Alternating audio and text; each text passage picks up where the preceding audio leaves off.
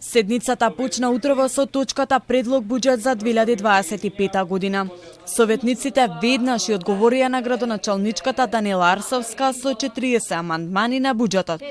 По консултации и договори, со 28 гласа за, се изгласа предлог буџетот на град Скопје за следната година.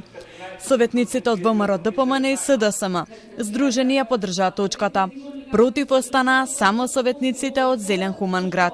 Видовме дека денеска се изгласа точката за буџетот во градот Скопје.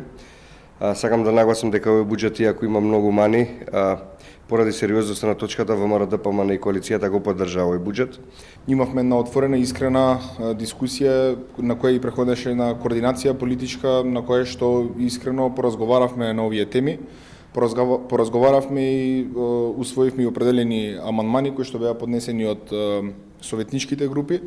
И се надевам дека ваквата тенденција и ваквото имање на свест за потребите на граѓаните, за потребите на градот Скопје, ќе продолжи и во текот на седницата, каде што треба да се изгласаат и програмите. Градоначалничката на град Скопје задоволна од поддршката која доби од советниците од ВМРО, ДПМН и СДСМ. Очекува истото да го сторат и за програмите и плановите за работа. Јас искрено очекување по 26 седници ставање на овие точки на дневен ред и нивно не изгласување до сега, можам само да се надевам.